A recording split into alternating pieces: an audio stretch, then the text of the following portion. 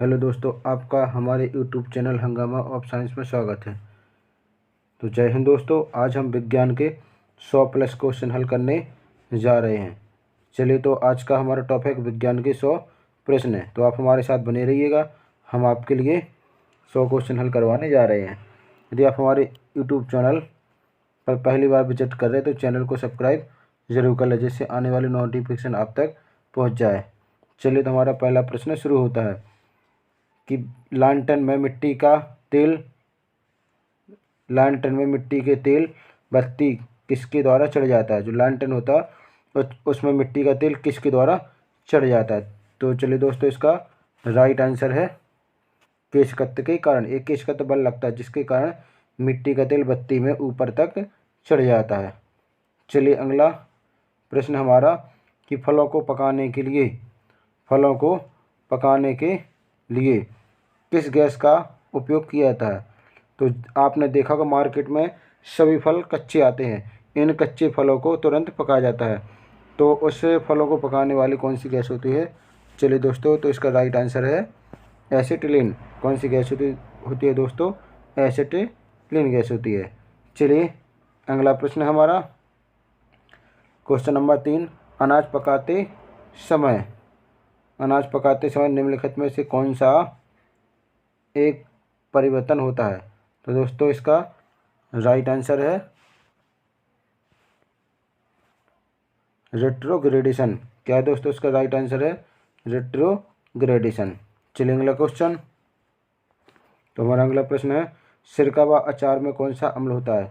तो दोस्तों, आपने सिरका देखा होगा और अचार, इनमें कौन सा अम्ल होता है। तो दोस्तों, इसका राइट आंसर है एसिटिक अम्ल। कौन सा अम्ल होता है दोस्तों, एसिटिक अम्ल। CH3COOH। कौन सा अम्ल होता है दोस्तों, एसिटिक अम्ल होता है। एसिटिक अम्ल इसलिए डाला जाता है ताकि लंबे समय तक सुरक्षित बने रहे, इनमें किसी प्रकार की फफूंद ना लगे। चलिए, अगला क्वेश्चन हमारा क्वेश्चन नंबर 4, जीवाश्मों की आयु निर्धारित करने के लिए कौन सी विधि अपनाई जाती है। तो जीवाश्म होता है, उनकी आयु का पता कैसे लगाया जाता है। तो चलिए दोस्तों, इसका राइट आंसर है कार्बन डेटिंग विधि। किससे लगाते हैं, कार्बन डेटिंग विधि से किसी भी जीवाश्म की आयु का पता लगाते हैं। चलिए, अगला प्रश्न, मनुष्य में ऐच्छिक गति का नियंत्रण किसके द्वारा होता है। जो मनुष्य में दो प्रकार की गति होती है, एक होती है ऐच्छिक और एक अनैच्छिक। और चलिए दोस्तों, ऐच्छिक जिनके द्वारा व्यक्ति अपनी खुद इच्छा के अनुसार गति करता है शरीर में, वो ऐच्छिक गतियाँ, और अनैच्छिक गतियाँ जिनमें व्यक्ति अपनी इच्छा अनुसार गति नहीं कर सकता, वो अपने आप कंट्रोल होती हैं। तो उन्हें कहते हैं ऐच्छिक गति, जैसे छींकना, अनैच्छिक गति जैसे छींकना और खांसना। तो मनुष्य में ऐच्छिक गतियों का नियंत्रण किसके द्वारा होता है। तो चलिए दोस्तों, इसका राइट आंसर है सेरिब्रम। तो किसके द्वारा होता है दोस्तों, सेरिब्रम के द्वारा होता है।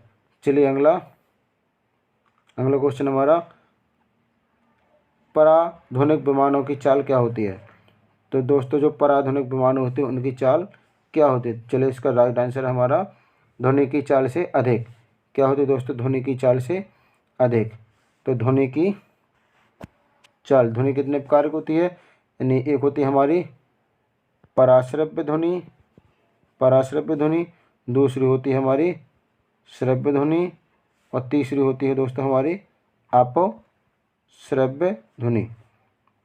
तो जो 20 डेसिबल से ध्वनि कम होती है उसे बोलते हैं अपश्रव्य ध्वनि, और जो 20 से 80 डेसिबल की ध्वनि होती है उसे बोलते हैं हम श्रव्य ध्वनि, और 80 के ऊपर क्या होती है, पराश्रव्य ध्वनि। तो हालांकि दोस्तों 60 से 80 डेसिबल यानी डीबी की ध्वनि मनुष्य के लिए सुनने योग्य होती है, इससे मनुष्य के कानों को कोई खतरा नहीं होता। चलिए, तो अगला प्रश्न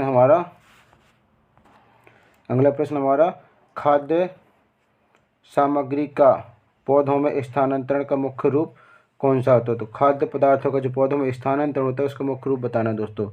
तो इसका राइट आंसर हमारा कौन सा दोस्तों, सुक्रोज। क्या है इसका, सुक्रोज। चलिए, तो हम देखते हैं पौधों में संवहन तंत्र होते हैं।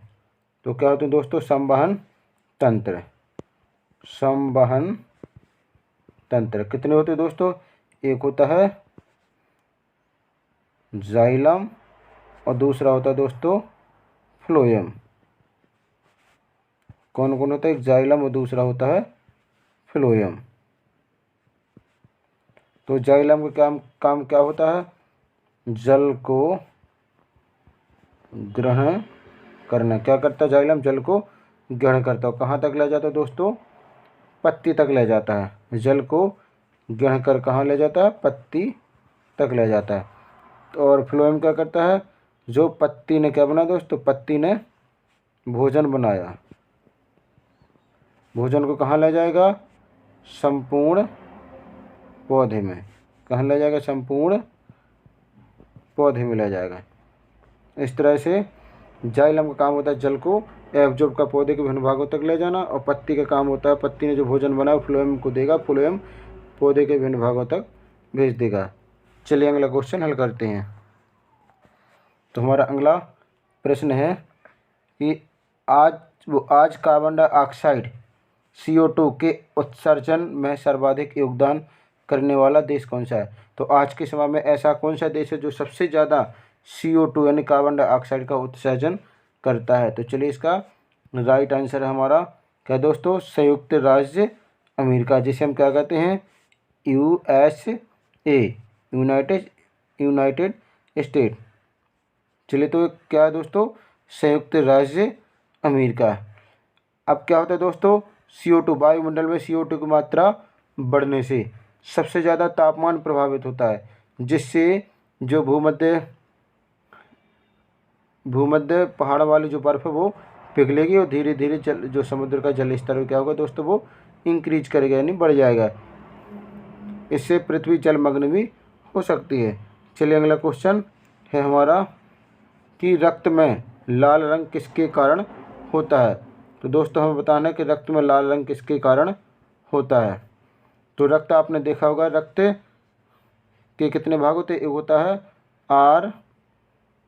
RBC, एक होता है WBC।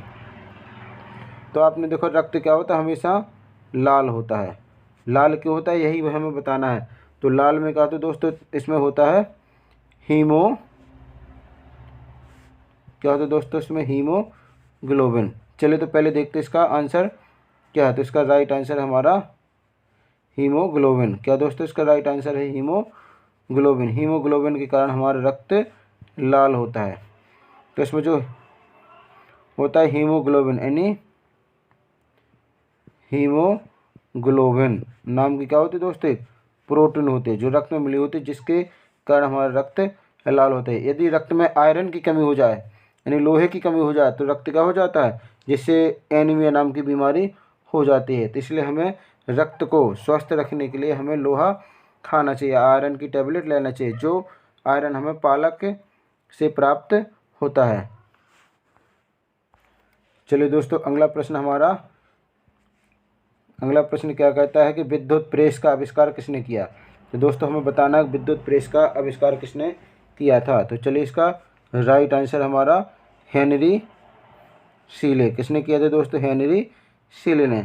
चलिए अगला प्रश्न हमारा 11वां प्रश्न कहता है कि भू स्थिर उपग्रह की पृथ्वी से ऊंचाई कितनी होती है।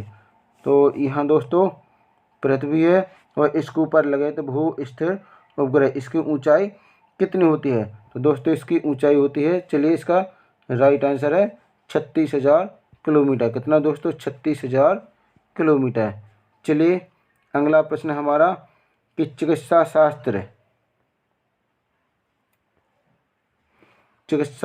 के विद्यार्थियों को किसकी शपथ दिलाई जाती है। दोस्तों हमें बताना कि चिकित्सा शास्त्र के विद्यार्थियों को किसकी शपथ दिलाई जाती है। जब कोई भी व्यक्ति या विद्यार्थी डॉक्टरेट की डिग्री करते हैं तो उन्हें सबसे पहले किस वैज्ञानिक की शपथ दिलाई जाती है। तो चलिए दोस्तों इसका राइट आंसर है हमारा हिप्पोक्रेटस। किसकी शपथ दिलाई जाती है दोस्तों, हिप्पोक्रेटस की। चलिए हमारा अगला प्रश्न कहता है हमारा कि कार में रेडिएटर का क्या कार्य होता है। जो कार्य होता है दोस्तों उसमें लगा रहता है रेडिएटर। इसका क्या बताना, हमें कार्य बताना, इसका क्या कार्य है। तो चलिए दोस्तों इसका राइट आंसर है इंजन को ठंडा रखता है। क्या करता है भाई, ये इंजन को ठंडा करता है। यदि चलते चलते गाड़ी क्या हो जाती है, गर्म हो जाती है, और ज़्यादा गर्म होगी तो गाड़ी क्या करेगी, आग को पकड़ लेगी, आग पकड़ेगी। इसलिए इसे बचाने के लिए क्या करते हैं, रेडिएटर लगाते हैं, जिससे ये इंजन को क्या करता है, ठंडा करता रहेगा। चलिए अगला क्वेश्चन हमारा, पीयूष ग्रंथि शरीर में किस स्थान पर स्थित होती है। तो दोस्तों हमें बताना कि पीयूष ग्रंथि शरीर में किस स्थान पर होती है। आप भी जानते होंगे पीयूष ग्रंथि को दूसरे नाम से क्या नाम करके पुकारते हैं। तो पीयूष ग्रंथि को क्या बोलते हैं दोस्तों, इसका दूसरा नाम होता है मास्टर ग्रंथि। अब इसे मास्टर ग्रंथि क्यों कहते हैं, कुछ और भी बोल सकते हैं। मास्टर इसलिए बोलते हैं, आपने देखो जो क्लास का शिक्षक होता है वो पूरी क्लास का क्या करता है, प्रतिनिधित्व करता है, उसी के अंडर में पूरी क्लास चलती है। उसी तरह से पीयूष ग्रंथि शरीर के सभी जो अंतःस्रावी ग्रंथि होती हैं उन्हीं सभी ग्रंथियों क्या करती है, पीयूष ग्रंथि कंट्रोल करती है। इसी के हिसाब से काम करना पड़ता है, सभी ग्रंथियों को ये कंट्रोल करती है। इसलिए पीयूष ग्रंथि को क्या कहते हैं, मास्टर ग्रंथि कहते हैं। तो चलिए दोस्तों कहाँ हमारे शरीर में कहाँ पाई जाती है, तो इसका स्थान है मस्तिष्क के आधार में। कहाँ होती है दोस्तों, मस्तिष्क के आधार में। चलिए अगला प्रश्न, तो चलिए दोस्तों हमारा अगला प्रश्न है, निम्न लिखित टाँकों के श्रेणियों में से कौन सी श्रेणी लॉक टाँका दर्शाती है। तो चलिए दोस्तों इसका राइट आंसर है 300। कौन सी श्रेणी, 300 वाली श्रेणी दर्शाती है। तो चलिए अगला प्रश्न हमारा, F.W. टेलर, क्या दोस्तों, F.W. टेलर द्वारा लिखित पुस्तक का क्या नाम है। जो F.W. टेलर है, इन्होंने जो प्रसिद्ध पुस्तक लिखी उस पुस्तक का क्या नाम है। तो चलिए दोस्तों इसका राइट आंसर है the principles of scientific management. पुस्तक का नाम है दोस्तों, याद कर लीजिए, the principle of scientific management. अगला दोस्तों हमारा 17वां प्रश्न है कि एथलीट फुट नामक बीमारी किससे उत्पन्न होती है। तो क्या दोस्तों ये कौन सी है, एथलीट फुट नामक बीमारी किससे उत्पन्न होती है। तो चलिए दोस्तों इसका राइट आंसर है हमारा कवक। किससे होता है एथलीट फुट, कवक से ये बीमारी होती है। किसके द्वारा होती है दोस्तों, कवक के द्वारा होती है।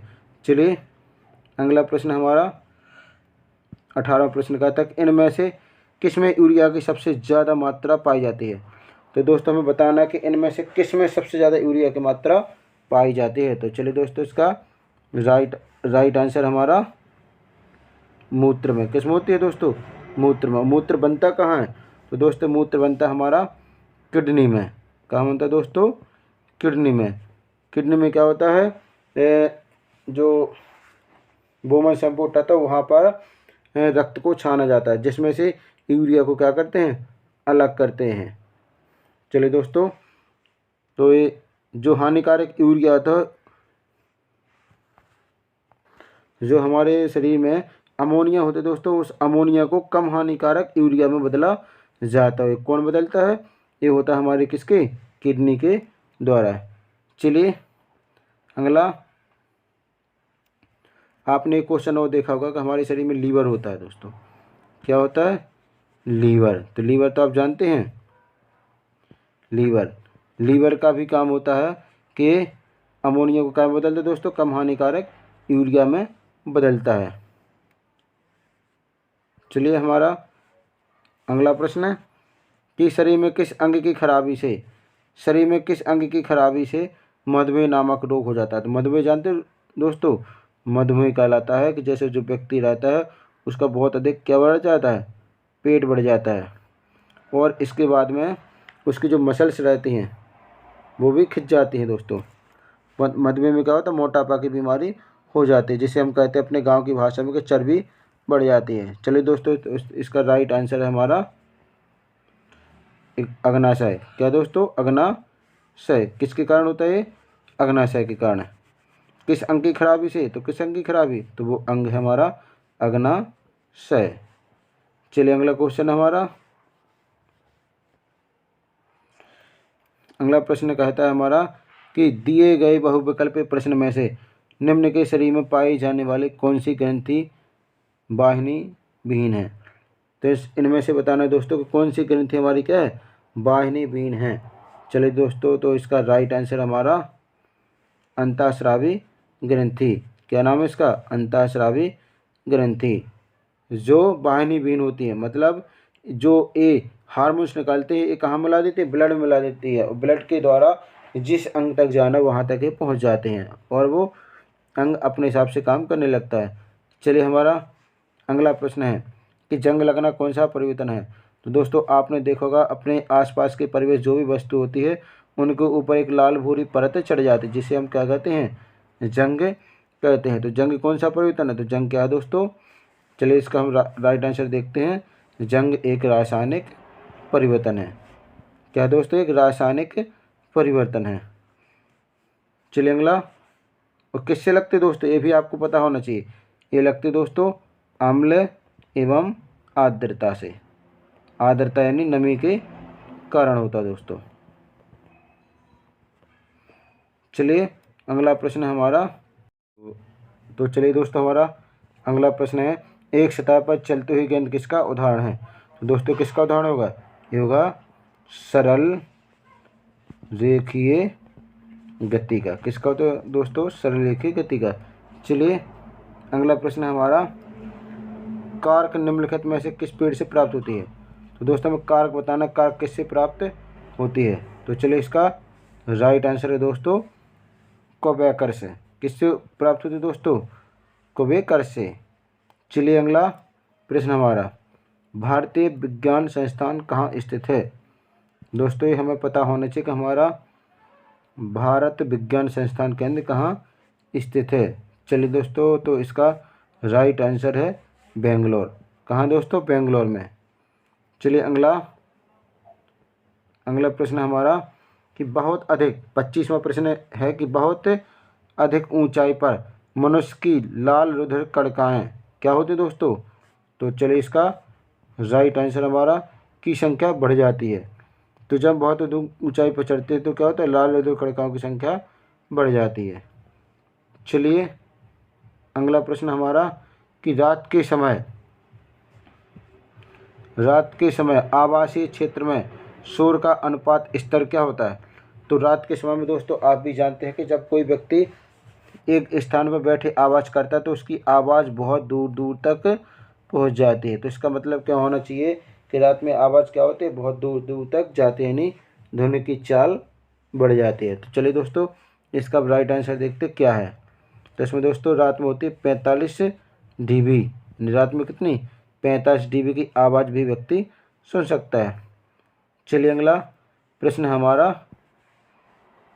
कि द्रव तापमापी की अपेक्षा गैस तापमापी अधिक संवेदी होता है, क्योंकि गैस जो द्रव तापमापी की अपेक्षा जो गैस तापमापी होता है वो की अपेक्षा अधिक संवेदी होता है। चलिए तो इसका राइट आंसर हमारा द्रव की अपेक्षा अधिक प्रसार करती है। तो गैस क्या करती है दोस्तों, द्रव की अपेक्षा अधिक प्रसार करती है। प्रसार नहीं फैलती है, द्रव कम फैलता है, गैस ज़्यादा फैलती है। चलिए तो अगला प्रश्न है हमारा, सापेक्ष आर्द्रता को नापने के लिए किस उपकरण का उपयोग किया जाता है। जो सापेक्ष आर्द्रता रहती है उसको नापने के लिए किस उपकरण का उपयोग करते हैं। तो चलिए दोस्तों इसका राइट आंसर हमारा हाइग्रोमीटर। किससे करते हैं, हाइग्रोमीटर। चलिए दोस्तों, तो हमारा अगला प्रश्न है कि मानव नेत्र में क्या होता है। तो ये हमारा प्रश्न कहता है कि मानव नेत्र में क्या होता है। तो चलिए इसका राइट आंसर उत्तल लेंस। क्या होता है दोस्तों, मानव नेत्र में उत्तल लेंस। आपने देखा होगा कि मानव नेत्र जैसे यहाँ रहता है उत्तल लेंस और इसके चारों तरफ क्या होता है दोस्तों, ये हमारा नेत्र बना रहता है। ये पक्षा में पेशियाँ लगी रहती हैं।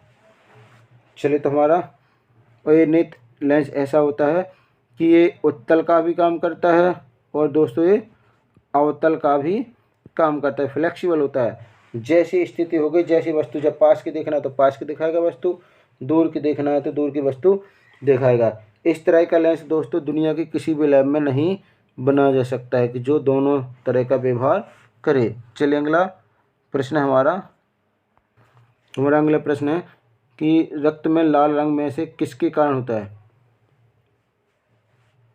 चलिए तो हमारा अगला प्रश्न है कि रक्त में लाल रंग में से किसके कारण होता है। तो चलिए दोस्तों इसका राइट आंसर है हीमोग्लोबिन। तो रक्त किसके कारण लाल होता है? हीमोग्लोबिन, हीम नामक प्रोटीन से। यदि हमारे शरीर में रक्त की कमी हो जाए तो डॉक्टर क्या कहता है कि आपको एनीमिया की कमी हो जाती है। तो हम क्या करते हैं, डायरेक्ट लोहा को नहीं खा सकते कि बाज़ार जाएंगे और बाज़ार से क्या लाएं दोस्तों, हम लोहा लाएं और लोहा को खाएं तो हमारी पूर्ति हो जाए। तो हम डायरेक्ट लोहा को नहीं खा सकते, किसी स्रोत के माध्यम से, जैसे सब्जी है, पालक है, इसके माध्यम से या टैबलेट के माध्यम से लोहे की पूर्ति कर सकते हैं। तो चलिए दोस्तों हमारा अगला प्रश्न है कि निद्रालु व्याधि नामक मानव रोग की वाहक है।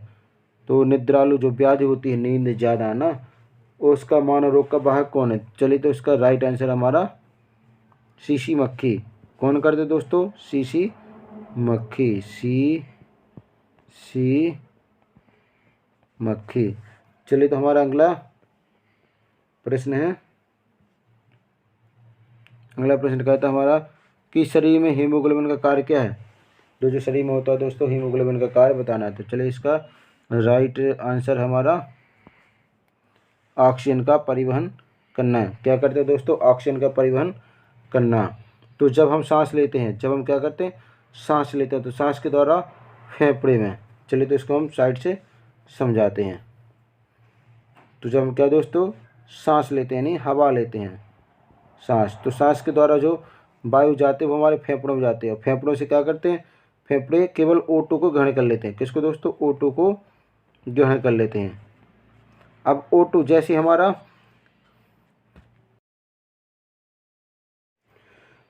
हमारा लोहा आता है, हीमोग्लोबिन, हीम, तो ऑक्सीजन को पा करके, ऑक्सीजन को पकड़ के क्या बना दोस्तों? HbO2 बनाता है और इसको पकड़ के कहाँ ले जाता? प्रत्येक कोशिका तक ले जाता है। और किस तरह से ले जाता है? आपने देखा होगा जब किसी की शादी होती है तो शादी में जो दूल्हा होता है दोस्तों, क्या होता है? दूल्हा। तो दूल्हा का पिताजी क्या करता है?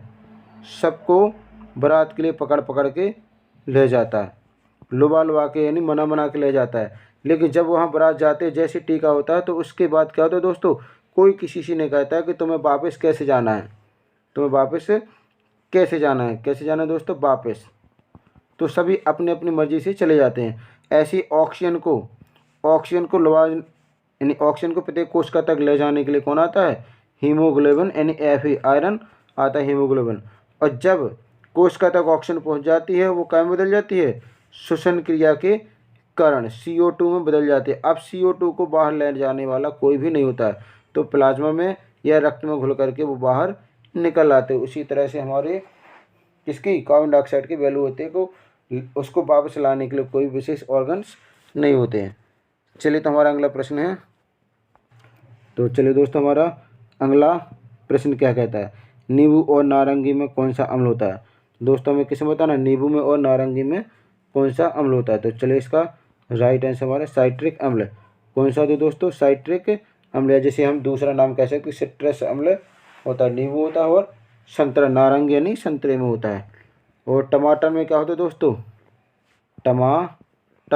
टमाटर तो आपने देखा होगा, तो टमाटर में होता है दोस्तों ऑक्जेलिक अम्ल। इसके बाद आता है दोस्तों इमली में टार्टरी या टार्टरिक अम्ल होता है। चलिए अगला क्वेश्चन हल करते हैं। तो हमारा अगला प्रश्न, मनुष्य के शरीर का ताप होता है। दोस्तों क्या बताना, मनुष्य के शरीर का ताप बताना। तो चलिए दोस्तों इसका राइट आंसर है दोस्तों हमारा 37 डिग्री सेल्सियस।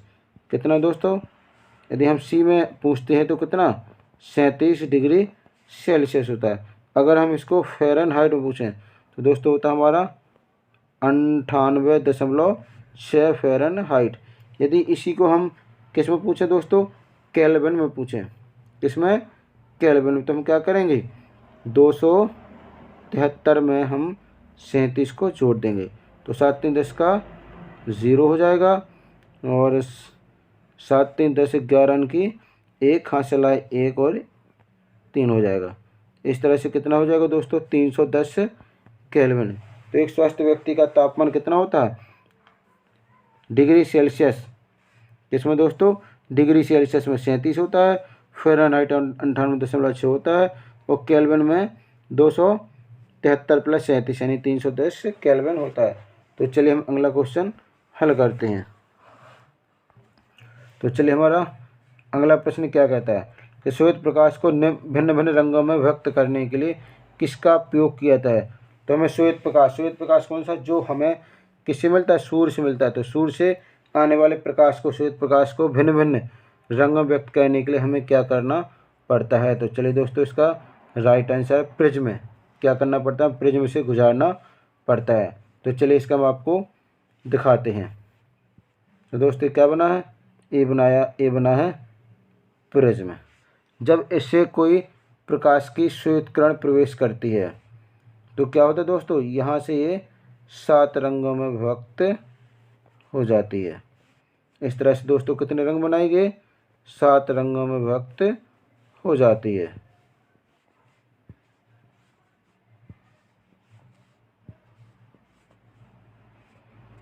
चलिए इसे हम इन रंगों के क्रम को पर्दे पर प्राप्त कर सकते हैं। तो रंगों का क्रम होता है दोस्तों हमारा कौन सा होता है दोस्तों, तो एक ट्रिक होता है, क्या होता है, ट्रिक, VI,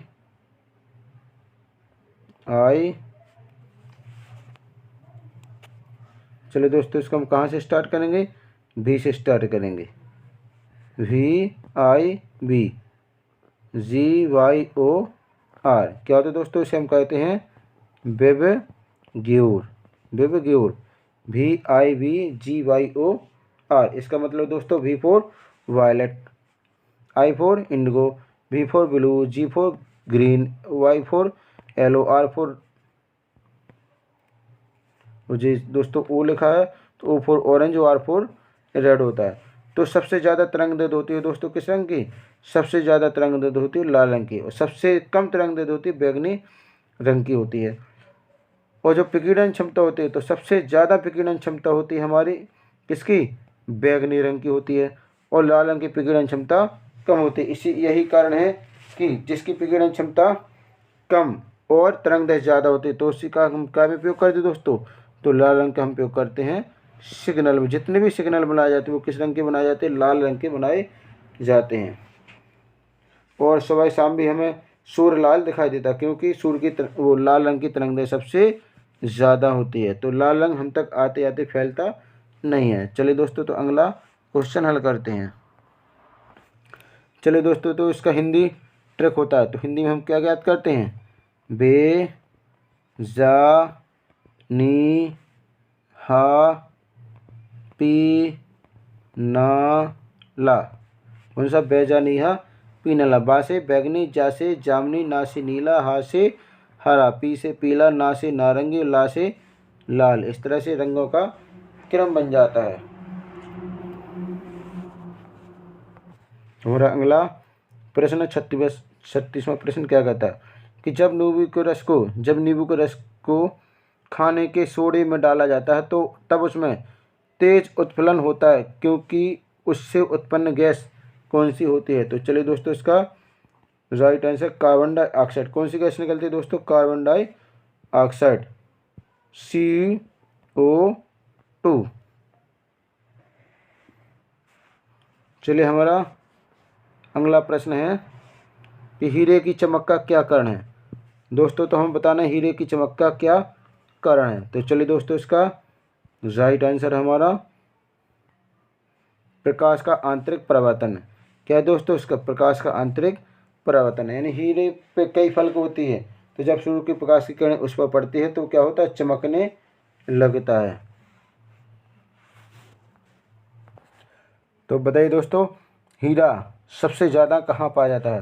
तो हीरा का जो खदान होते सबसे ज़्यादा पाया जाता है मध्य प्रदेश। मध्य प्रदेश के कहाँ दोस्तों? पन्ना जिला में। चलिए तो हमारा अगला प्रश्न क्या कहता है? तो हमारा अगला प्रश्न है 38वां, आर्थिनोलॉजी क्या है? क्या है दोस्तों? आर्थिनोलॉजी क्या है? तो चलिए इसका राइट आंसर हमारा पक्षियों का अध्ययन। क्या कहेंगे दोस्तों इसको? पक्षियों का अध्ययन। जो पक्षियों का अध्ययन होता है उसे क्या बोलते हैं? आर्थिनोलॉजी। चलिए हमारा अगला प्रश्न शुरू होता है कि दूरदृष्टि दोष से पीड़ित व्यक्ति को क्या चाहिए? तो चलिए इसका राइट आंसर हमारा निकट दृष्टि दोष की वस्तुएं नहीं दिखाई देती है। तो चलिए इसको हम देखते हैं। क्या होता है दोस्तों? दूरदृष्टि दोष।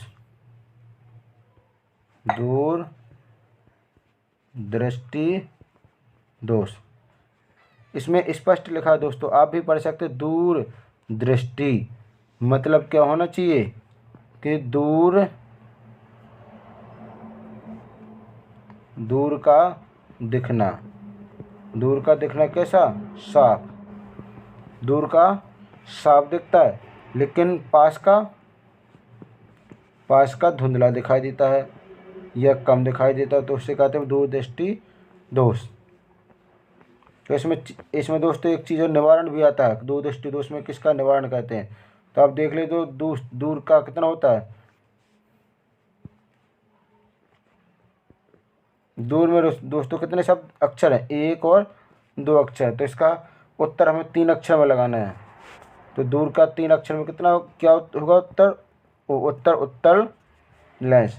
तो दूरदृष्टि दोष में लगाएंगे हम उत्तल लेंस। अब दूसरा होता है हमारे निकट में होते हैं दोस्तों 1 2 3 अक्षर होते हैं। तो 3 का उत्तर लगाना हमें किसमें? 4 में। तो हो जाएगा हमारा अवतल। इसकी ट्रिक होती है दोस्तों, 2 का उत्तर 3, 2 अक्षरों का उत्तर 3 अक्षरों में और 3 अक्षरों का उत्तर 4 अक्षरों में।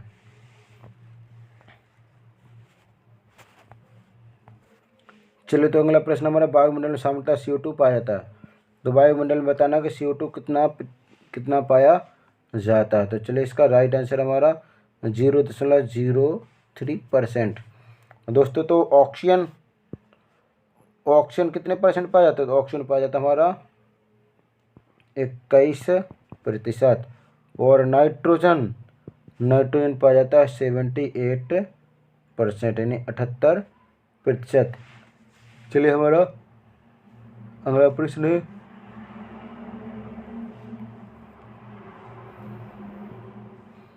खाद्य सुरक्षा और मानक अधिनियम कौन से वर्ष में लागू हुआ था?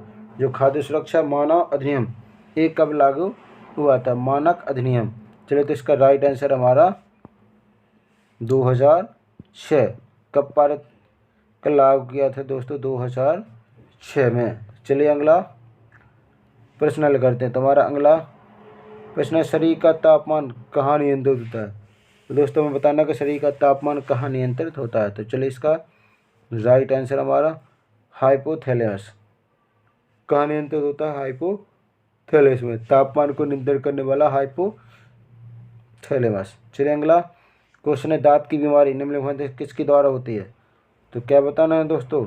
दाग तो दांत की बीमारी किस प्रकार की होती है? तो दांत तो बहुत परेशान करते हैं, आपने देखा कि लोगों को खुजली होती रहती है बार बार।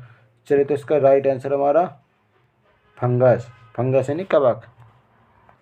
तो चलिए हमारा अगला प्रश्न है, अमीबा में भोजन का अंतर्ग्रहण किसके द्वारा होता है? तो अमीबा दोस्तों में बताना भोजन का अंतर्ग्रहण यानी भोजन ग्रहण करने की प्रक्रिया। तो चलिए इसका राइट आंसर हमारा कूटपाद। किसके द्वारा होता है दोस्तों? कूटपाद के द्वारा। अब अमीबा कैसे भोजन करता है? तो अमीबा क्या करते हैं दोस्तों? अमीबा का आकार होता है अनियमित आकार का।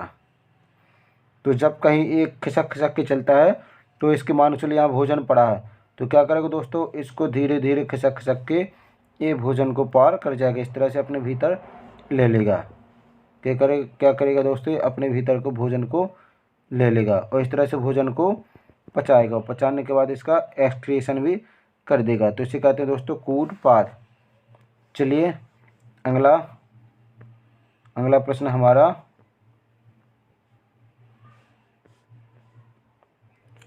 केसर मसाला बनाने के लिए, केसर मसाला बनाने के लिए पौधे का निम्नलिखित में से कौन सा भाग उपयोग में लाया जाता है। तो जब केसर बनती है तो पौधे का कौन सा भाग उपयोग में लाते हैं। तो चलिए दोस्तों, इसका राइट आंसर है वर्तिकाग्र। किसको लेते दोस्तों, वर्तिकाग्र को। तो आपने पौधे के भाग देखे होंगे, इस तरह से होते हैं। ये हमारा डंठल रहता है, तो इसे क्या कहते हैं दोस्तों, इसको बोलते हैं हम वर्तिका। इस ऊपर वाले भाग को क्या बोलते हैं, वर्तिका। इसे बोलते हैं वर्तिकाग्र बोला जाता है। इसको बोलते हैं गर्भाशय। क्या बोलते हैं इसको, गर्भाशय बोला जाता है। यह होते दोस्तों बीजांड। चलिए, तो किससे बनता है दोस्तों, ये बनता है वर्तिकाग्र से। चलिए अगला क्वेश्चन हमारा कि निम्न में से कौन सा एंजाइम लार में पाया जाता है। तो दोस्तों हमें इनमें से बताना है कौन सा एंजाइम लार में पाया जाता है। तो चलिए, इसका राइट आंसर हमारा टाइलिन। कौन सा होता है लार में पाया जाता है दोस्तों, टाइलिन। टाइलिन एंजाइम पाया जाता है। तो टाइलिन का काम क्या होता है, खाना को मीठा बनाना। जब भी हम सूखी रोटी खाते हैं तो आप देखना थोड़ी देर बाद हमारी सूखी रोटी गीली हो जाती है, और जैसी गीली होती है तो वो एकदम बहुत मीठी लगने लगती है। यदि सूखी रोटी को देर तक चबाते रहो तो उसकी लुगदी भी बन जाती है और वो मीठी भी लगने लगती है। जितना ज़्यादा चबाते उतनी मीठी लगने लगती है। तो दोस्तों एक प्रश्न बनता है कि भोजन में लार की क्या भूमिका है। तो लार की बताना है। तो लार क्या कहते हैं दोस्तों, हमारे भोजन को छोटे छोटे टुकड़ों में जो बटकी आती दांतों से, उसमें ये लार मिल जाती है, जिससे भोजन हमारा लसा और चिकना हो जाता है, ताकि हमारा निगलने में आसानी हो जाए। और लार मिलने से हमारा भोजन वैसे आधा सा पच जाता है। तो चलिए, हमारा अगला प्रश्न क्या कहता है। तो हमारा अगला प्रश्न है कि लफिंग गैस का रासायनिक नाम लिखना है दोस्तों। क्या लिखना है, लफिंग गैस। लफिंग वैसे नाम ही से सो रहा है कि लफिंग यानी हंसाने वाली गैस। तो चलिए दोस्तों, इसका राइट आंसर है नाइट्रस ऑक्साइड। कौन सी गैस है दोस्तों, नाइट्रस ऑक्साइड। एक गैस जिसके ऊपर भी जितनी यदि मात्रा ज़्यादा हो जाए तो व्यक्ति हो सकता है 2-4 दिन के लिए भी हंसता रहेगा। जिस व्यक्ति को ज़्यादा टेंशन है तो क्या करना चाहिए, हमें नाइट्रस गैस सुंघा देनी चाहिए, जिससे वो कम से कम 2-4 घंटे हंसता रहे। चलिए अगला प्रश्न है हमारा, निम्नलिखित आहार सर्वेक्षण की विधि नहीं है। तो हमें बताना कौन सी विधि नहीं है। तो चलिए दोस्तों, इसका राइट आंसर है BMI। कौन सी विधि नहीं है, BMI। चलिए अगला प्रश्न हमारा कि वह इलाज जिसका कोई प्रभाव नहीं पड़ता, किसी ऐसे इलाज के बजाय प्रयोगात्मक अनुसंधान में एक कंट्रोल को कर दिया जाए जिसके प्रभाव का अध्ययन किया जा सके, उसे क्या कहा जाता है। तो चलिए दोस्तों, इसका राइट आंसर हमारा प्लेसैडो। क्या बोलते हैं उसको बोलते हैं प्लेसैडो। चलिए अगला प्रश्न हमारा, वर्षा की बूंदें किसके कारण गोल हो जाती हैं। तो दोस्तों जो वर्षा की बूंदें होती हैं वो धरती पर गिरते ही क्या हो जाती हैं, गोल हो जाती हैं। तो क्या हो सकता है, कहीं ऐसा तो नहीं कि आसमान और हमारे धरती के बीच में कहीं क्या लगा हो दोस्तों, एक छन्ना लगा हो जिसमें छेद हो और पानी गिरे वो क्या हो जाए, गोल हो जाए। तो ऐसा तो दोस्तों कोई प्रक्रिया नहीं लगी, यदि लगी होती तो हमें कभी ना कभी तो वो दिखती। चलिए, तो इसका हमारा आंसर है दोस्तों पृष्ठ तनाव के कारण है। क्या होता है दोस्तों, पृष्ठ तनाव के कारण। तो बूंद क्या होती है, जैसे वो गिरती है तो वो एक पृष्ठ धरातल पर पृष्ठ तनाव बनाती है, जो एक उत्तल लेंस की भांति कार्य भी करती है। चलिए, तो हमारा अगला प्रश्न है, इंद्रधनुष में कितने रंग होते हैं। तो दोस्तों इंद्रधनुष बना कैसे था, ये तो जब हमारे वातावरण पानी की बूंदों पर प्रकाश की किरणें पड़ती है तो इंद्रधनुष बनता है, यानी श्वेत प्रकाश 7 रंगों में टूट जाता है। तो कितने रंग होते हैं दोस्तों, तो इसमें होते, चले इसका राइट आंसर है 7 रंग। कितने होते हैं, 7 यानी 7। चलिए अगला क्वेश्चन, जिसे इंद्रधनुष के 7 रंगों को बेजानिया पिनाला से समझ सकते हैं। तो हमारा अगला प्रश्न है दोस्तों, गोबर छता किसके अंतर्गत आता है। गोबर छता बताना आपको किसके अंतर्गत आता है। तो चलिए, इसका राइट आंसर हमारा मृतजीवी। किस में आता है दोस्तों, मृतजीवी। अमृतजीवी किसे कहते हैं? जो क्या करे, जिसका काम है मृत, सड़े, मृत सड़े और गले जीवों से अपना भोजन प्राप्त करते हैं, मृतजीवी जीव कहलाते हैं। चलिए तो अगला प्रश्न हमारा, आवर्धन लेंस यानी मैग्नीफाइंग ग्लास। क्या बताना दोस्तों, आवर्धन लेंस या मैग्नीफाइंग ग्लास कौन सा लेंस होता है? तो चलिए इसका राइट आंसर हमारा अवतल लेंस। कौन सा? आवर्धक लेंस जो मैग्नीफाइंग होता है तो उसका नाम है अवतल लेंस। दोस्तों लेंस हमारे कितने मुख्य रूप से दो प्रकार के होते हैं, उत्तल लेंस और अवतल लेंस। इसके बाद उत्तलोत्तर भी होते हैं, अवतलोत्तर भी होते हैं और बेलनाकार लेंस भी होते हैं। तो हमारा है आवर्धन क्षमता किसे कहते हैं? तो आवर्धन क्षमता होता है लेंस की एक लेंस रखा है तो इसके द्वारा पास एवं दूर, तो पास एवं दूर रखी वस्तुओं को स्पष्ट देख पाना लेंस की क्षमता कहलाती है। यानी वो जो वस्तु क्या, जो प्रकाश क्या करे, पास की वस्तु देख ले और दूर की वस्तु देख ले, या प्रकाश की किरणों को फैला दे और सिकोड़ दे, उसे लेंस की क्षमता कहते हैं। दूसरा होता है दोस्तों मीटर में व्यक्त, लेंस की फोकस दूरी के व्यतक्रम को लेंस की क्षमता कहते हैं। तो लेंस की क्षमता को हमेशा काय में नापा जाता है? मीटर में नापा जाता है। चलिए अगला क्वेश्चन,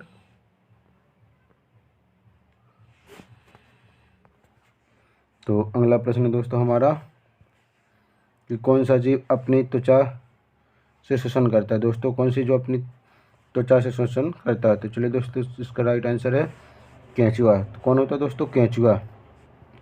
तो केंचुआ आपने देखा होगा, केंचुआ कहाँ ए त्वचा से भी श्वसन करता है और इसमें फेफड़े भी होते हैं और दूसरा इसमें गिल्स भी होते हैं। क्या होते हैं दोस्तों? गिल्स। इसमें तीनों होते हैं। यदि इस पानी में चला जाए तो गलफड़े द्वारा सांस लेता है, पानी के बाहर आ जाते हुए फेफड़ों से सांस लेता है, इसके बाद यदि मिट्टी में दब जाए तो त्वचा से सांस लेता है। चलिए दोस्तों अगला प्रश्न, इसीलिए मेढक को क्या बोलते हैं? उभयचर प्राणी बोला जाता है। तो चलिए अगला प्रश्न हमारा, मनुष्य के शरीर में लाल रक्त कण किस जगह पर बनते हैं? जो लाल रक्त कण है वो कहाँ बनते हैं? तो दोस्तों कहाँ बनता है? चलिए इसका राइट आंसर है हमारा, कहाँ बनेंगे? अस्थि मज्जा में। दोस्तों कहाँ बनते हैं? अस्थि मज्जा, जिसे क्या बोलते हैं हम? Bone marrow. अस्थि मज्जा कहाँ होती है? जो हमारे शरीर की सबसे बड़ी हड्डी होती है दोस्तों। तो यहाँ पर जैसे क्या बोलते हैं फीवर, तो फीवर में गड्ढे पाए जाते हैं, जहाँ किसी कहते हैं इसको हम अस्थि मज्जा कहते हैं, जहाँ पर लाल रक्त कणिकाओं का निर्माण होता है, जिसे हम बोलते हैं RBC, रेड ब्लड कार्पल्स। चलिए दूसरा, थोड़ी सी मात्रा में हमारे रक्त का निर्माण कहाँ होता है? होता है दोस्तों लीवर में, जिसे क्या बोलते हैं हम? यकृत। चलिए अगला प्रश्न हमारा, पौधों में आवश्यकता से अधिक जल किस प्रक्रिया द्वारा बाहर निकालते हैं? यानी पौधों के द्वारा जल को बाहर निकालने की क्रिया क्या कहलाती है? चलिए दोस्तों तो इसका राइट आंसर हमारा बाष्पोत्सर्जन। किससे निकलता है दोस्तों? बाष्पोत्सर्जन। ये पौधे के पत्ती से अधिकतर जल का बूंदों के रूप में बाहर निकलना कहलाता है बाष्पोत्सर्जन। इसके द्वारा पौधे क्या करते हैं? अपना तापमान क्या करते हैं? ताप को नियंत्रण करते हैं। अधिकतर क्रिया होती है दोस्तों गर्मियों के मौसम में, सबसे ज़्यादा क्रियाएं होती हैं। चलिए तो हमारा अगला प्रश्न है कि जापानी एन्सेफलाइटिस का कारक क्या होता है? तो चलिए दोस्तों इसका राइट आंसर हमारा विषाणु। क्या होता है दोस्तों? विषाणु के द्वारा होता है एन्सेफलाइटिस का कारक है। चलिए अगला प्रश्न हमारा कि फेफड़ा का आकार होता है, तो फेफड़ा का आकार किस तरह का होता है? तो चलिए दोस्तों इसका राइट आंसर हमारा शंक्वाकार। कैसा होता है दोस्तों? तो फेफड़े का आकार होता है शंकु, यानी शंक्वाकार होता है। तो फेफड़े कितने दोस्तों? तो मनुष्य में फेफड़ों की संख्या होती है 2, एक लेफ्ट और दूसरा होता है दोस्तों राइट। और फेफड़ों का कार्य होता है ऑक्सीजन गैस को वायु से अलग करके प्रत्येक कोशिका तक ले जाना, यानी सांस लेना। चलिए दूसरा, हमारा फेफड़ों की जो सबसे छोटी इकाई होती है, तो फेफड़ों की सबसे छोटी इकाई क्या बोलते हैं दोस्तों, उसको बोला जाता है कूपिका। क्या बोलते हैं दोस्तों, कूपिका या एल्वो लाई। जो फेफड़ों की सबसे छोटी इकाई होती है उसे बोलते हैं कूपिका या एल्वो लाई। इसमें रक्त केशिकाओं का गुच्छा पाया जाता है। चलिए तो हमारा अगला प्रश्न, मानव शरीर में रक्त का शुद्धिकरण कहाँ होता है। तो दोस्तों रक्त कहाँ शुद्ध होता है, तो दोस्तों अधिकतर लोग आंसर दे देते हैं कि रक्त हमारा कहाँ शुद्ध होता है, तो लोग कहते हैं हृदय में। कहाँ, हृदय। जबकि हृदय क्या करता है, तो हृदय का काम होता है दोस्तों पंप करना। ये पंप करता है हमारे रक्त को, ना कि शुद्ध करता है। तो चलिए दोस्तों इसका राइट आंसर हमारा किडनी। कहाँ आता है दोस्तों रक्त शुद्ध, किडनी में। किडनी में क्या होता है, जो ग्लोमेरुलस रहता है, बोमेन संपुट, इसमें रहता है रक्त आता है। तो रक्त के जो यूरिया रहता है, इसमें से क्या होता है, यूरिया को अलग किया जाता है। रक्त बड़ा कण होते हैं और यूरिया के छोटे कण होते हैं, इसलिए रक्त फिर से बाहर चला जाता है और यूरिया इसमें से सन जाता है। इस तरह से हमारे रक्त का, जहाँ रक्त क्षमता उसी को बोलते हैं हम रक्त का शुद्धिकरण। हेनले का लूप, हेनले नामक वैज्ञानिक ने इसकी खोज की थी। चलिए अगला है, उच्च रक्तदाब की अवस्था को क्या कहते हैं। उच्च रक्तचाप यानी रक्त का बढ़ना क्या कहलाता है दोस्तों, तो इसका राइट आंसर है हाइपरटेंशन। क्या बोले दोस्तों,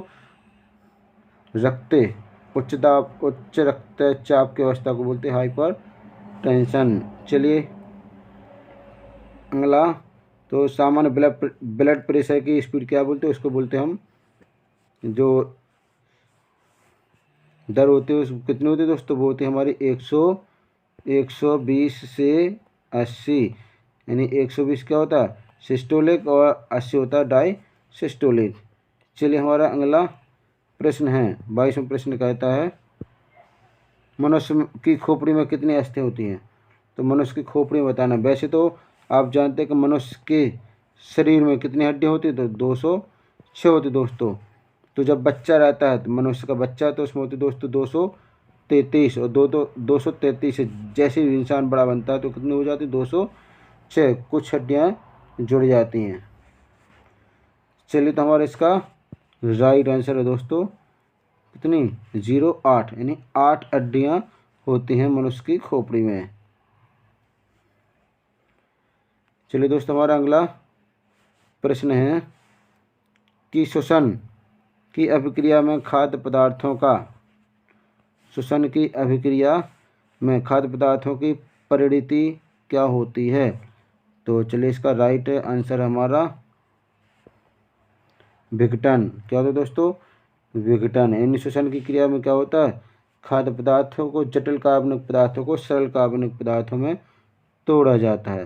यानी जो हमारा भोजन होता है C6H12O6 को क्या में तोड़ा जाता है, CO2 प्लस H2O में तोड़ा जाता है। किसकी उपस्थिति में होती है दोस्तों, तो इसमें उपस्थिति लगती है ऑक्सीजन की उपस्थिति में। जटिल कार्बनिक पदार्थों को सरल कार्बनिक पदार्थों में तोड़ा जाता है, जिसे क्या कहते हैं, श्वसन कहलाता है। चलिए हमारा अगला प्रश्न है, महाद्वीपीय जहाँ मानव से संबंधित जीवाश्म सबसे अधिक मिले होते हैं, तो कहाँ मिलते हैं सबसे ज़्यादा अधिक जीवाश्म। तो चलिए इसका राइट आंसर हमारा अफ्रीका। दोस्तों कहाँ मिलते हैं महाद्वीप मानव के संबंधित जीवाश्म कहाँ मिलते हैं सबसे ज़्यादा, अफ्रीका में मिलते हैं दोस्तों। चलिए हमारा अगला प्रश्न है, गोबर पर उगने वाले कवक को क्या कहते हैं। जो गोबर पर उगता है कवक उसे हम क्या कहते हैं। तो चलिए इसका राइट आंसर है कोप्रोफिलस। क्या बोलते हैं दोस्तों, इसको कोप्रोफिलस बोला जाता है। चलिए अगला प्रश्न हमारा, उदय और अस्त होते समय सूर्य दिखाई देता है। तो जब सूर्य उगता है और सूर्य जब अस्त होता है तो उस समय हमारा सूर्य कैसे दिखता है दोस्तों, रेड दिखता है, लाल कलर का, लाल आग का गोला या रेड। क्यों, क्योंकि हमारे पास ये सूर्य है और हम इससे दूर हैं, तो लाल रंग की तरंगें सबसे ज़्यादा होती है, इसलिए वो हम तक आते आते रंग फैलता नहीं है, बाकी रंग फैल जाते। इसलिए हमें सूर्य सुबह शाम कैसे दिखता है दोस्तों, लाल रंग का दिखता है। आपने देखा होगा जब रामायण के अनुसार हनुमान जी क्या करते थे, उनकी माँ ने पूछा, उनकी माँ से हनुमान जी ने पूछा कि हमें क्या भोजन चाहिए, तो क्या होगा, तो उनकी माँ ने कहा चलो ये सूर को देखो ये है भोजन, तो वो सूर को भी निगल जाते हैं। चलिए हमारा अगला प्रश्न है, निम्न में से किसमें क्लोरोफिल नहीं होता है। दोस्तों में बताना निम्न में से किसमें क्लोरोफिल नहीं होता है। तो चलिए इसका राइट आंसर हमारा कवक। तो क्या है दोस्तों इसका, का व का, चाहे इस तरफ से पढ़ो चाहे ऐसे पढ़ो, कवक को चाहे जैसे पढ़ सकते एक साथ लिखा रहेगा। कवक क्या होता है दोस्तों, तो इसमें काइटिन जो कवक में होता है सब में होता है सेलुलोज की परत, इसमें पाई जाती है दोस्तों काइटिन। कवक में किसकी होती है, काइटिन की परत होती है, जिसके कारण क्या करता है इसमें क्लोरोफिल नहीं होता है, इसलिए यह प्रकाश संश्लेषण की क्रिया भी नहीं कर सकता है। चलिए हमारा अगला प्रश्न है, बेस्ट्रॉन का नाम रासायनिक नाम लिखिए। बेस्ट्रॉन का रासायनिक नाम लिखना है। तो चलिए दोस्तों इसका राइट आंसर है एसिटिलीन टेट्राक्लोराइड। क्या है दोस्तों इसका रासायनिक नाम, एसिटिलीन टेट्राक्लोराइड। चलिए हमारा अगला प्रश्न है, सबसे बड़ी आँख किस स्तनधारी प्राणी की होती है। तो सबसे बड़ी आँख बताना, तो किस स्तनधारी की होती है दोस्तों। तो इसका राइट आंसर है दोस्तों हमारा हिरण। किसकी तो दोस्तों, हिरण की होती है। चलिए तो हमारा अगला प्रश्न है, चलिए तो हमारा अगला प्रश्न है कि आँखों को दूरदृष्टि बीमारी, दूरदृष्टि दोष किसके कारण होता है। तो चलिए दोस्तों इसका राइट आंसर हमारा नेत्र गोलक का छोटा हो जाने से। किसके, नेत्र गोलक के छोटा हो जाने से दूरदृष्टि दोष की बीमारी होती है दोस्तों।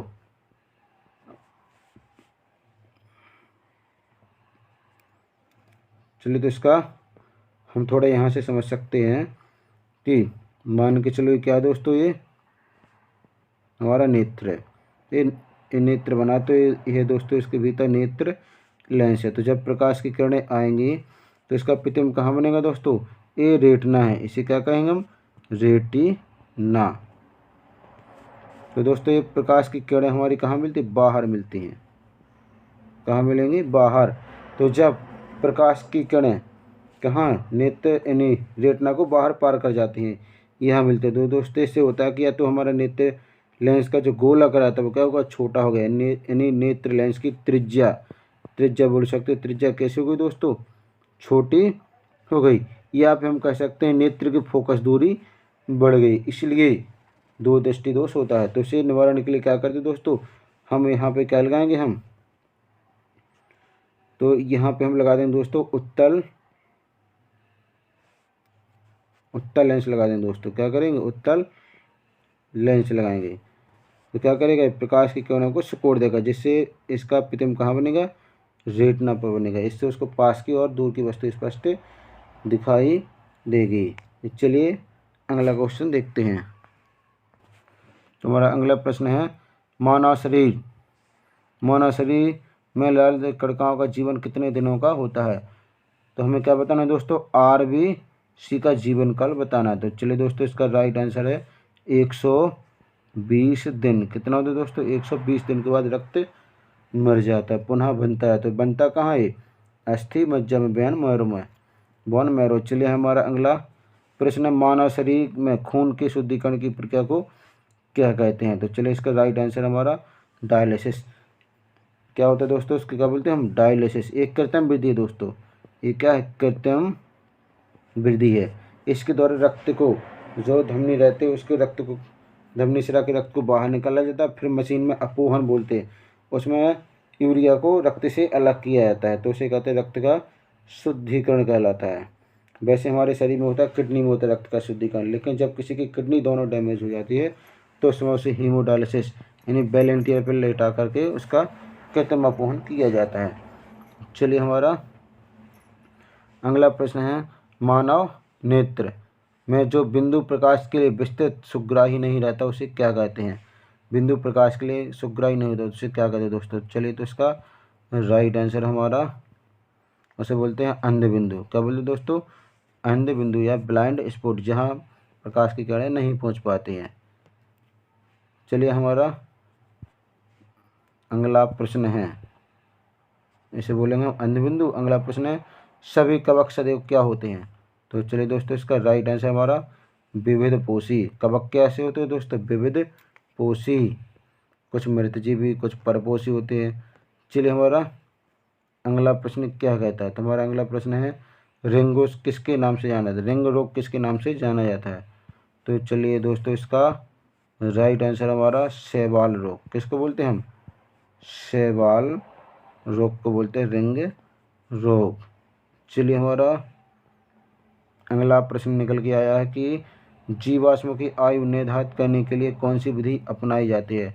तो जीवाश्मों की आयु कैसे पता की जाती है? तो इसका आंसर कार्बन डेटिंग विधि या कार्बन 14 के द्वारा। दोस्तों इसका आंसर है कार्बन 14 डेटिंग विधि।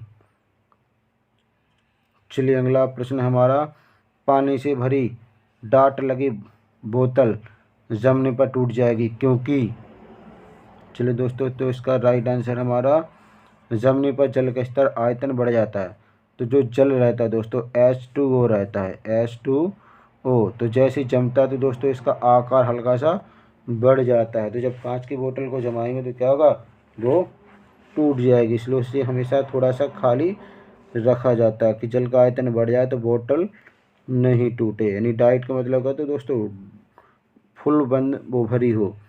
चलिए हमारा अगला प्रश्न है मनुष्य में मुख्यतः श्वसन अंग क्या है? तो मनुष्य में मुख्यतः श्वसन अंग होते हैं फेफड़े।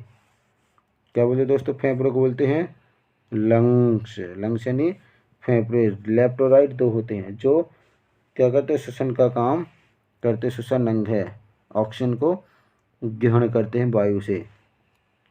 तो प्राप्त कैसे करते हैं? मान चले हमारा फेफड़ा है इस तरह से। तो जब बाहर का वायुमंडलीय दाब ज़्यादा हो और भीतर का कम हो, यानी स्टर्नम डायफ्राम का, तो हमारी हवा बाहर से भीतर चली जाती है। और जब बाहर का वायुमंडलीय दाब ज़्यादा हो, इसका ज़्यादा हो, बाहर का कम हो, तो हमारी हवा अंदर से बाहर की तरफ निकल जाती है। तो चलिए दोस्तों हमारा अगला प्रश्न है कि लालटेन में मिट्टी का तेल बत्ती से किस प्रकार ऊपर चढ़ जाता है? तो दोस्तों इसका राइट आंसर है केशकत्व के कारण है। किसका? एक केशकत्व बल लगता है जिसके कारण इस बत्ती में मिट्टी का तेल ऊपर की तरफ चढ़ जाता है। अगला प्रश्न दोस्तों हमारा कि निम्नलिखित में से मनुष्य के शरीर में यूरिया कहाँ बनता है? तो यूरिया कहाँ बनता है दोस्तों? तो इसका राइट आंसर हमारा यकृत में। यकृत मतलब क्या बोलेंगे? यूरिया कहाँ से बनेगा? हमारे लीवर से दोस्तों। क्या बोलेंगे इसको? लीवर। अधिकतर देखा होगा जब कोई दौड़ लगाता है या कोई ऊपर से कूदता है तो लोग कहते हैं इसका लीवर कमज़ोर है या इसका लीवर बहुत मजबूत है, इसलिए शक्तिशाली है। चलिए अगला प्रश्न है हीमोग्लोबिन किसका महत्वपूर्ण घटक है? तो चलिए दोस्तों इसका राइट आंसर है आरबीसी। हीमोग्लोबिन किसका घटक है? RBC. RBC red blood carpals यानी लाल रक्त कणिकाएं। दूसरा होता है दोस्तों WBC जिन्हें बोलते हैं श्वेत रक्त कणिकाएं, जो हमारे शरीर में बीमारियों के आक्रमण करने से उनकी रक्षा करते हैं। तो दोस्तों आरबीसी का काम क्या होंगे? तो आरबीसी क्या करता है? भोजन को शरीर के विभिन्न भागों तक ले जाता है, एक कार्य होगा। दूसरा शरीर का तापमान नियंत्रण करता है। शरीर में क्या करता है दोस्तों? जल की मात्रा को बनाए रखता है। और एक किसी भी चीज़ के लिए क्या है दोस्तों? हार्मोन्स वगैरह किसी के लिए अच्छा माध्यम होता है। चलिए अगला प्रश्न हमारा कि लोहे की कमी के कारण कौन सा रोग होता है? दोस्तों लोहा की कमी से हमारे शरीर में कौन सा रोग होता है? तो चलिए दोस्तों इसका राइट आंसर है रक्त अल्पता, या जिसे हम क्या बोलते हैं? एनीमिया। तो डॉक्टर क्या करता है? आयरन के गोले देता है।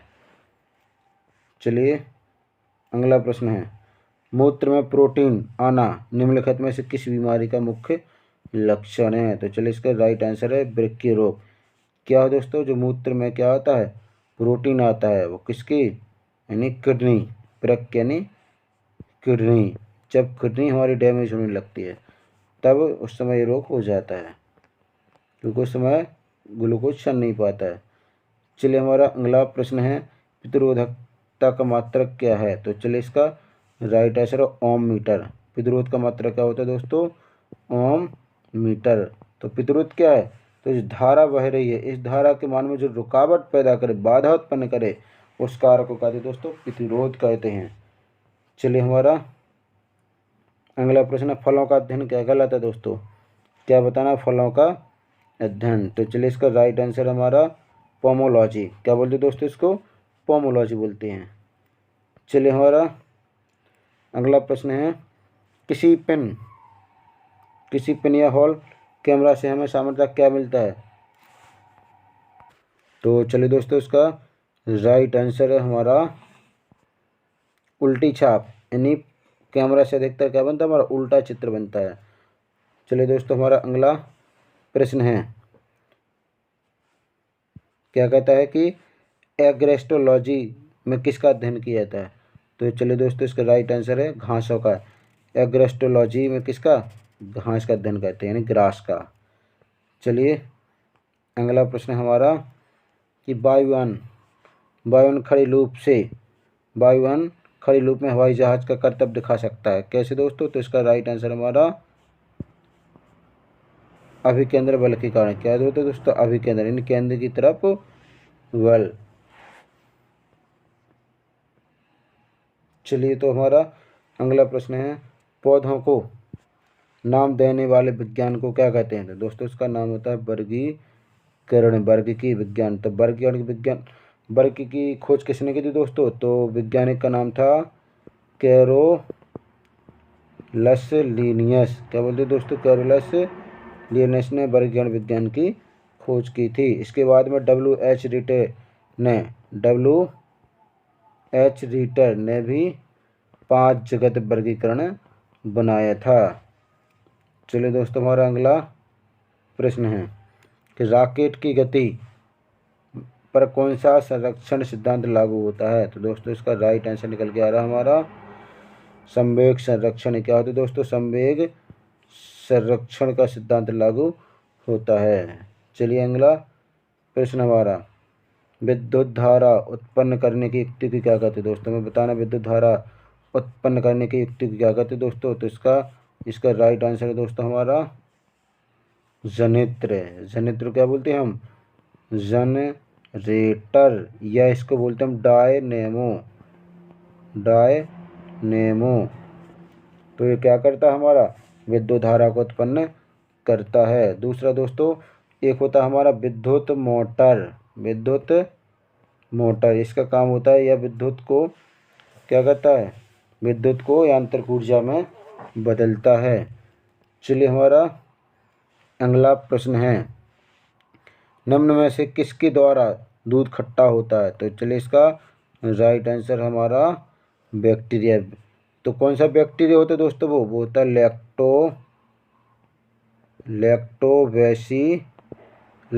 लैक्टोबैसिलस। क्या करते दोस्तों? ये हमारे दूध को दही में बदलने का काम करता है। जैसे लैक्टिक अम्ल का निर्माण होता है, तो दूध से दही बदलने वाले बैक्टीरिया को कहते हैं दोस्तों लैक्टोबैसिलस। इसे बोलते दोस्तों लैक्टोबैसिलस। चलिए अगला प्रश्न हमारा कि टाइफाइड रोग होने से मानव शरीर में कौन सा अंग प्रभावित होता है? टाइफाइड यानी जिसे मोती झरा के नाम से जानते हैं। तो चलिए इसका राइट आंसर है हमारा आंत। इससे होता है दोस्तों कौन सा अंग प्रभावित? आंत। तो चलिए दोस्तों हमारा अगला प्रश्न है, निम्नलिखित विकल्पों में कौन सा रोग के उपचार के लिए डायलिसिस करने की आवश्यकता होती है? तो चलिए दोस्तों इसका राइट आंसर हमारा गुर्दे की खराबी। जब गुर्दा खराब हो जाता है दोस्तों तो क्या करते हैं हम? हीमोडायलिसिस करवाना पड़ता है, यानी रक्त में से यूरिया की मात्रा को कम करना पड़ता है। हीमोडायलिसिस जिसे कृत्रिम अपोहन के नाम से जाना जाता है। इसमें व्यक्ति को वेंटिलेटर पर लेटा दिया जाता है। चलिए अगला प्रश्न हमारा, मानव के शरीर में मुख्य श्वसन अंग कौन सा होता है? मानव के शरीर में मुख्य श्वसन अंग होता है दोस्तों फेफड़े। कहाँ से सांस लेगा वो? फेफड़े को निकाल दो तो कैसे सांस लेगा? कुछ ही मिनटों में खत्म हो जाएगा। चलिए अगला प्रश्न हमारा, कौन सा मानव रोग कवक के कारण होता है? तो चलिए दोस्तों इसका राइट आंसर हमारा त्वचा का प्रदाह। क्या होता है दोस्तों? त्वचा का प्रदाह होता है। अगला प्रश्न हमारा, पुष्पों का अध्ययन क्या कहलाता है? तो दोस्तों इसका राइट आंसर हमारा एंथ्रोलॉजी। क्या बोलते दोस्तों इसको? एंथोलॉजी के नाम से जानते हैं। चलिए हमारा आज के केवल 2 क्वेश्चन और शेष हैं। तो पहला हमारा लाल रक्तकणिकाओं का निर्माण कहाँ होता है दोस्तों? तो इसका राइट आंसर पहले भी हम पढ़ चुके हैं, कहाँ हो रहा था हमारा? तो इसका राइट आंसर है अस्थि मज्जा, बोन मैरो। चलिए हमारा अगला प्रश्न है, घेंगा नामक रोग किसकी कमी के कारण होता है दोस्तों? तो घेंगा होता है। चलिए तो इसका राइट आंसर हमारा आयोडीन। किसकी कमी से होता है दोस्तों? आयोडीन की कमी से घेंगा रोग होता है। घेंगा रोग मतलब जो गले में रहती ग्रंथि वो फूल जाती है, पेरोटिड ग्लैंड बहुत ज़्यादा फूल जाती है और गले से नीचे भी लटक जाती है। चलिए दोस्तों, तो आज का हमारा टॉपिक कैसा लगा हमें कमेंट्स करके ज़रूर बताइएगा। हम आपके लिए सीटेट की तैयारी एवं विज्ञान विषय से संबंधित भी क्वेश्चन आपके लिए अपलोड करते जाएंगे। तो चलिए हम वीडियो को रखते हैं। Thanks for watching this video. जय हिंद दोस्तों।